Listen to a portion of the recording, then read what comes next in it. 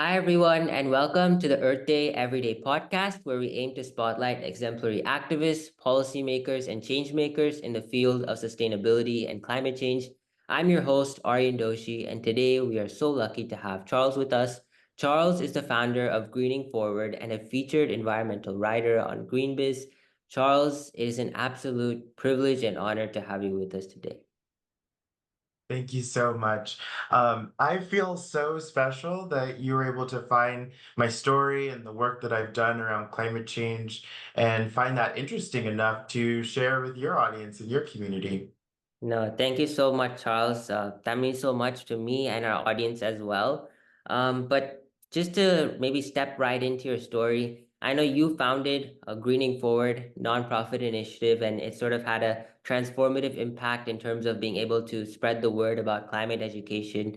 So, can you maybe tell us about your story and how that acted as a catalyst for you to sort of enter the field?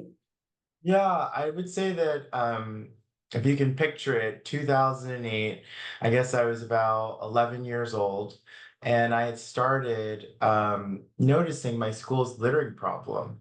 I stayed after school, and so I spent more time on school campus, and that observation sort of came at the same time as I went to that same school that required Yeah, community service. And so I was like, okay, this could be my community service project, like yeah, picking up the litter around my school yeah, campus. And I kind of envisioned after sort of meeting this school class yeah, requirement yeah, that there probably are situations all across the country, maybe even the world, of yeah, litter on their school campuses too. What can we do to empower young people to take action? Again, just 11 years old at this time. So yeah, litter was like the thing.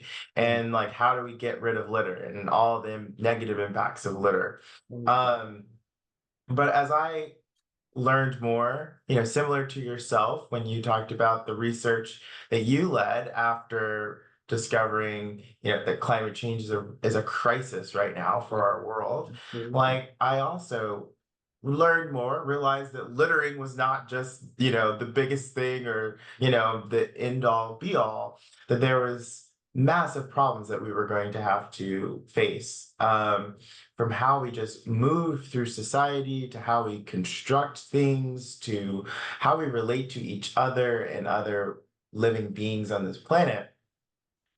And so that's when at that time I had some digital literacy. I'm one of those early adopters of like email. I like had an email when I was in second grade.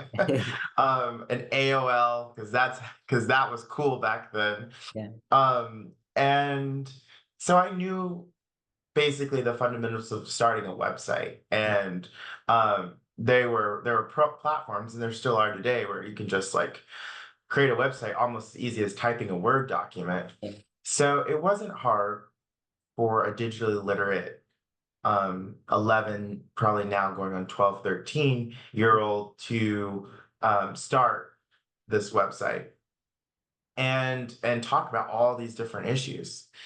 mm, And I remember talking about polar bears and what can we do to stop climate change so to protect polar bears.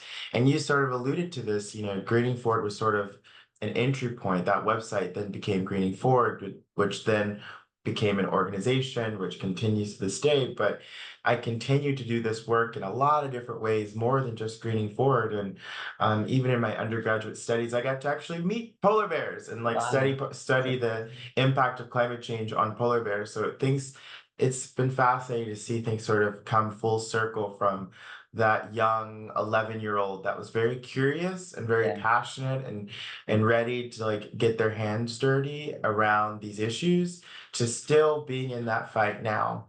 absolutely. No, I think that journey and that story, it's just, so moving, right? Because you start off 11, 12, 13-year old, but then you still stick with that same vision going into the future as well. And can you maybe just talk a little bit more about, that climate literacy there and how we can use it as an avenue for advocacy, really? Like, how are you able to spread the word about your website and really connect to form this movement, because I think climate literacy is so important, and maybe it's a feature and aspect that not everyone is aware about.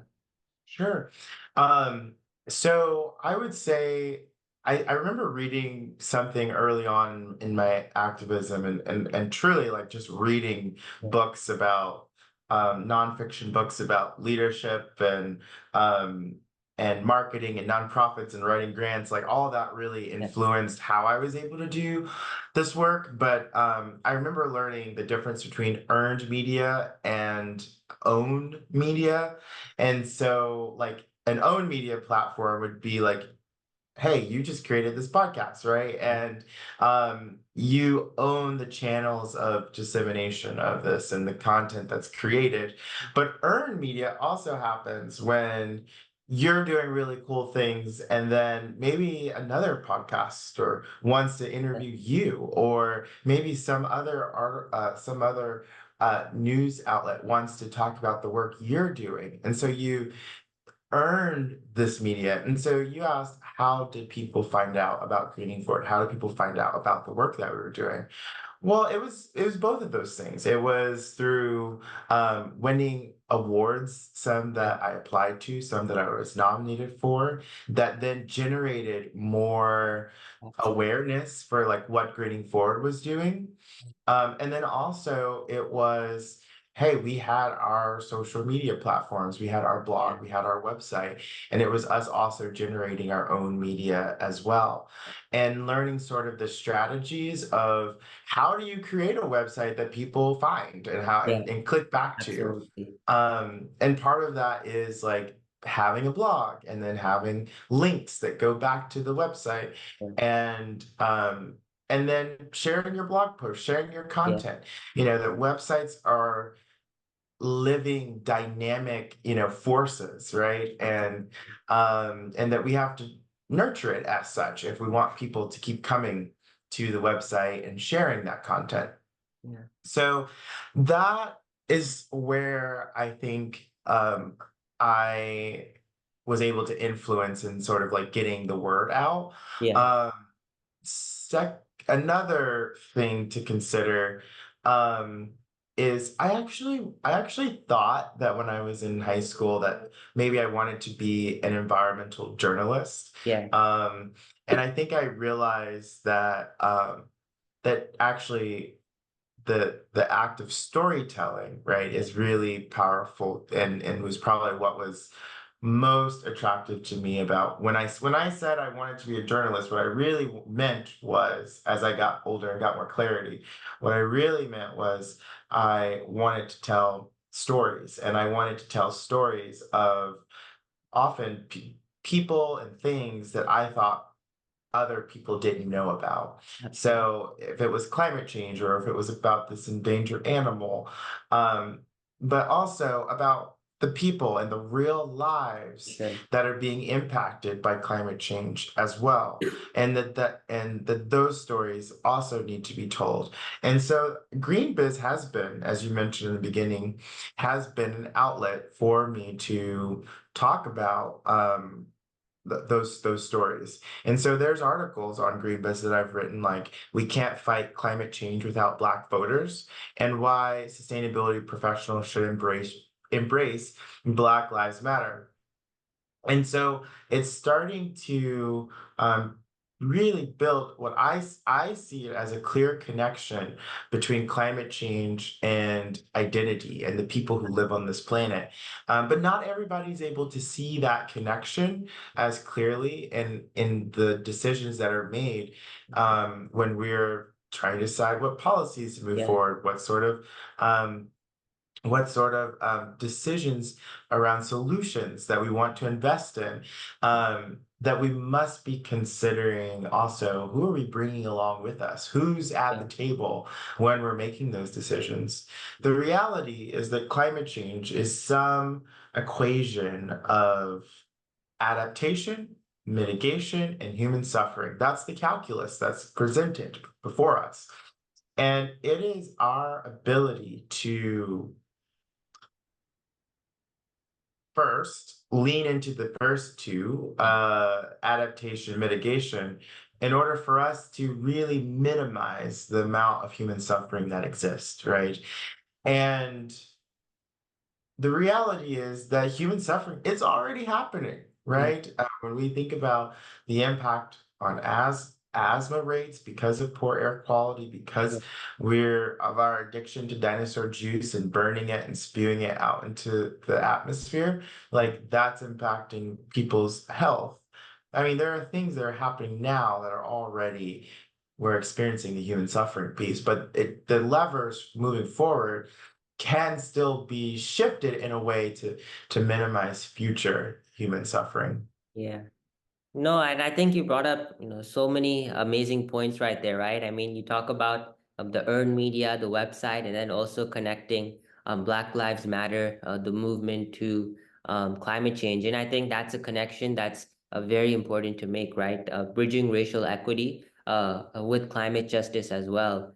And so, can you maybe talk a bit about that connection, but then also talk a little bit about policy? Because I know we've talked about creating a website, creating climate literacy, but also so much of the change that we want to see in the future will come with only with collaboration with these legislative sort of partnerships and with NGOs. And so, can you just talk about that connection between Black Lives Matter and climate change, but then also talk about how policy fits into this picture? Sure. What I realize is that climate change is just a magnifier. Yeah, It intensifies whatever we're talking about: housing, criminal justice system, yeah, healthcare, yeah, racial equity. yeah, Climate change is actually connected to all of these things, and it intensifies the disparate impacts that already exist in society. Let's start with housing. yeah. When we think about housing, so okay, if we experience warmer temperatures, Mm, yeah. um, who is most vulnerable to Yeah, that? the redlining and blockbusting that we've seen, right? Indeed, that's a part of it as well. Like, who's more who is um uh most vulnerable to those impacts? I think first the unhoused, actually, right?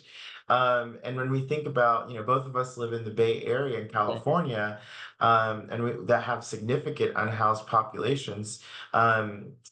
You might be in Santa Clara County, and there's a heat warning issued today for Santa Clara County.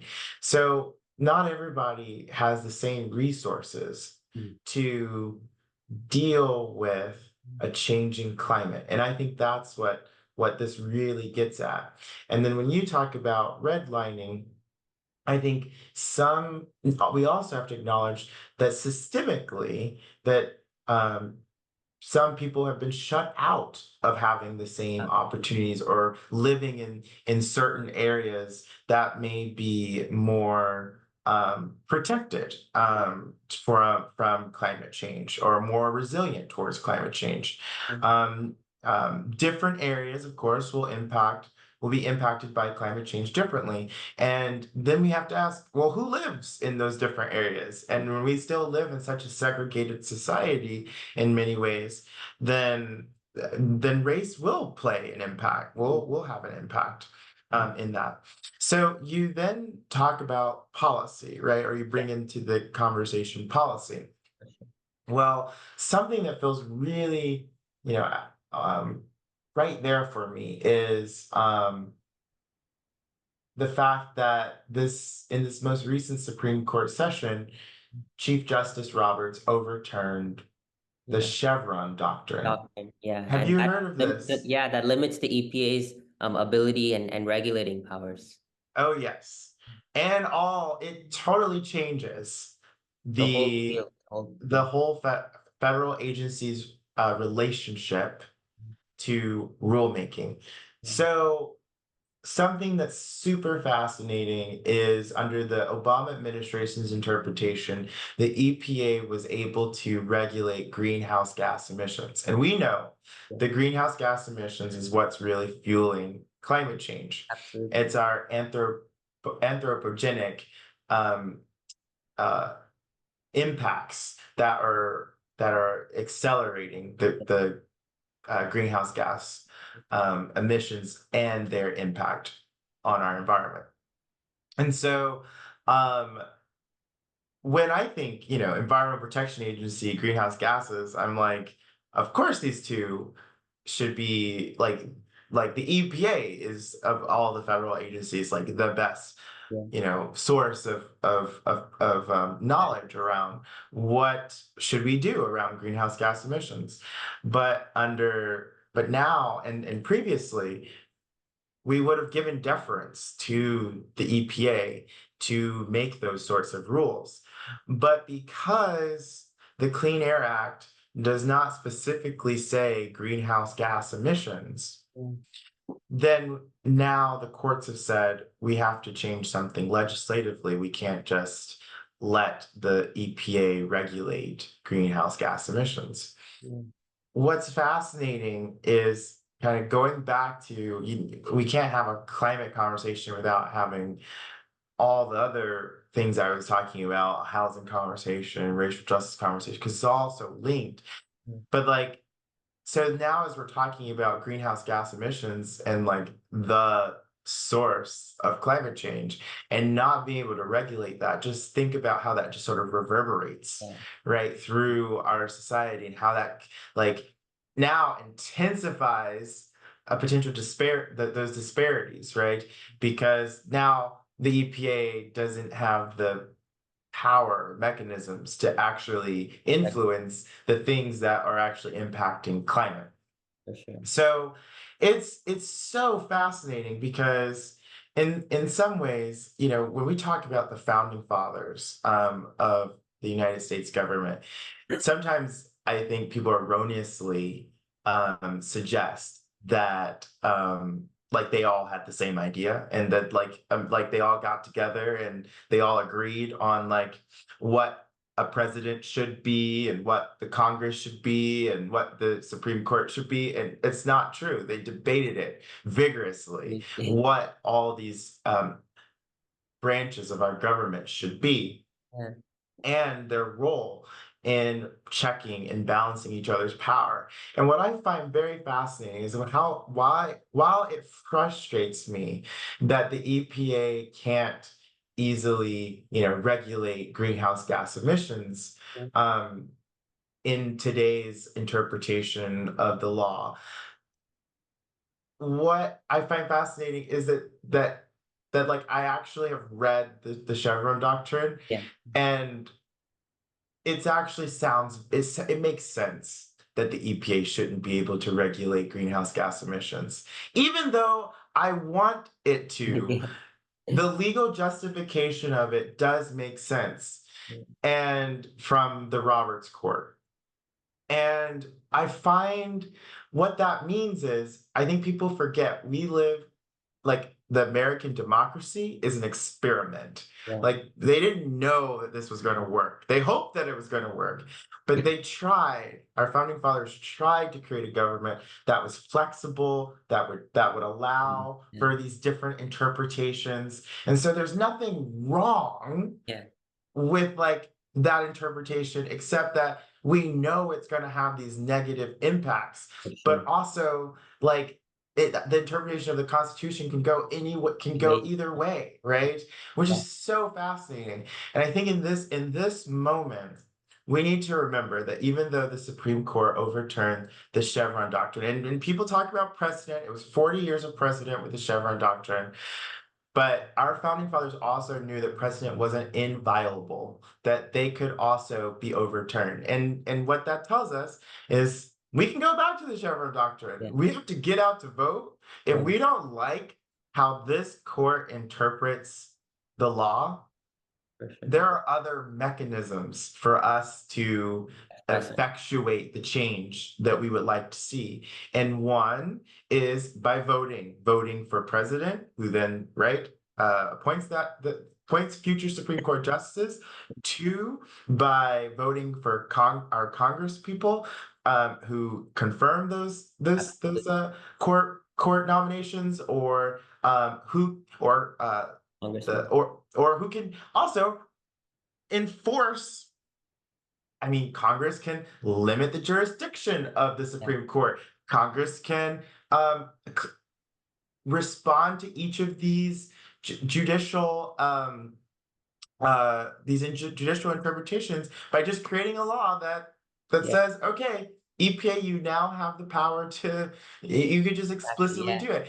And so that's sort of what is available to us. And I think that we forget that there is, we get these landmark decisions from the Supreme Court and it scares us. And we think that, oh, well, that's now the law of the land. But no, like, We have the power our to government change. Yeah. is still flexible enough that even if that interpretation is wild or abhorrent to like popular opinion, Yeah. which it is, because most Americans, by the way, do want the EPA to regulate greenhouse gas emissions. Most Americans are believe in climate change is happening, humans are fueling Want to it. do something Like, about this is it. not that, like, the Supreme Court's kind of far away from public opinion on Yeah. these things, but like we still have mechanisms to react to this. And so I think that's important for us to always acknowledge. Yeah. And I think that landmark decision also sort of brings into this question of how climate and democracy are like intertwined with one another, right? And like to what extent will we be able to advance sort of this climate movement without legislation? I mean, it's going to be very difficult, like you're saying, but we have the power to change that. Like you said, voting is so important, and choosing who we want to be in the at the Congress level, at the Senate level, and then at the president's level as well. So yeah, I think policy is very intertwined with climate, and also how you were bringing up right, the founding fathers, right, the history of our country, and how that in itself also connects to climate change, and what we're seeing, the displacement, right, of indigenous peoples when the country was founded, and of today, those who are being affected by climate change, climate refugees. But maybe taking us to our next question here as well. Can you maybe talk about like when you founded Greening Forward, right? Or when people start on establishing their own initiatives, there's this sense that now I'm one person, right? And the planet is growing to billions and billions of people, and it might seem like on a small scale that I'm only going to have a minimal impact here, right? And so, can you maybe talk about how would you sort of address that mindset, that I'm one of the billions, and how would you go about addressing it and dealing with that? Yeah, I think it can be over a little bit overwhelming for some people to see how massive these problems are. I mean, I just went on and on about just like right, like the foundations of the of US government, and like being one person to feel like you could actually do something about that. Like, um I can see the disconnect. I can empathize with like, wow, um this feels Hunting. distant. Yeah, and daunting. Yeah. Um However, nothing ever great, happens when we all just become so disconnected and disillusioned by it, right? Yeah. And so in some ways, we have to accept that we got to do what we can with what we have, right? And different people can do different things Yeah. based on that definition, right? But if all you can do today is bring your not use plastic Yeah. shopping bags, right? Or take public transit, um or try to find ways to reduce your footprint on this planet. True. Like, that still matters. And I think when we engage people with these little steps, then they start to see, okay, and they start to believe in themselves and like the what they're really doing. Yeah. Then I do think it can be we call it sometimes a gateway drug to Yeah. like environmentalism and Yeah. really doing more. Because we also need people to volunteer for these organizations that need our help. We need more movement building and political activism to effectuate these change in a massive way as well. But one answer that and there's not any real right way of Yeah. doing it, but the only wrong way is to do nothing and to be silent. Yeah. And I know it's like when you're approaching this sort of climate crisis, right? It's like do what you can, not what you can't, right? You might not have all the materials, resources accessible to you that other people have, but just go out there and try to make even the small changes will have an impact. And so I think that is so important. But when we're talking about sort of addressing climate change, like you were mentioning, there's this innate sense of goodness, right? That has to come out of you that I want to have this meaningful change on the planet. But so many times we see, corporations, businesses, small companies, and people. I mean, they look at sustainability, and oftentimes the cost of sustainability in the short-term mindset can seem expensive, right? Like, for example, diverting away from plastic, using renewable energy, like that can pose a cost for companies and even starting businesses, nonprofits like you started. It can be a lot of work, right? And it can be a lot of cost and time and effort. And so how can we sort of, I guess, deviate away from that mindset of that cost and money focused mindset, if you will, and really come to have a more meaningful, true impact on the climate. Yeah, I think we have to consider when we think about the cost and money impact Yeah, that there's also a lot of things that we aren't putting a cost to absolutely. as we're making decisions, that we need to incorporate that data as well Mm. into our decision making.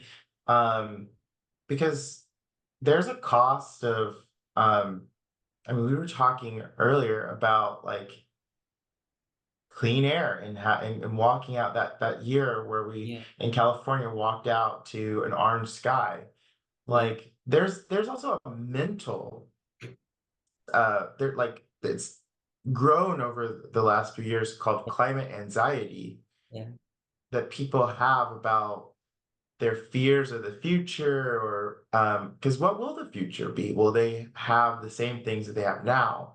yeah, um and so it's definitely something for us to be mindful of, is that there's more than just maybe the financial cost of like, oh, how much does it yeah, cost to convert to this EV or install solar panels, or retrofit buildings and homes to be more sustainable. Um, our our decisions need to also be guided by the a more comprehensive, I think, view of like what are all the costs of inaction. for sure. And have that mindset. I think that word inaction is really important. Inaction and indifference, right? I mean, just Mhm. we can't just step aside and allow this to happen, but rather we have to be change agents in this fight against, the current crisis that we're experiencing. I guess more of like a fun question now. I know that you had responded to. I know in the beginning we were talking about the Chevron Doctrine and policy. Can you talk about a policy in the United States that you're also excited about? Hmm. Probably the community pollution reduction grants program that came out of the EPA through the Inflation Reduction Act. I think I'm talking about policy. I think the Biden administration um, in order, I mean, the vehicle through which the Biden administration influenced so many climate policies is through the Inflation Reduction Act, which most Americans are like, what is that? Like, how does that have Yeah, anything to do with climate? And I think speaking about earned media and owned media, like, and just media strategies, yeah, I think there could be a totally different campaign around how they promote the Inflation Reduction Act. yeah, But because there was $5 billion to in grants to states and local governments and tribal governments as well, that was really aimed at developing and implementing plans for reducing greenhouse gas emissions and other harmful air pollutants. And the funding, which is as much of it has already been dispersed to those governments, um, involved like a planning phase yeah, where funding was available to sort of develop these climate action plans and implementation phase where they then went out to start to implement those reduction measures.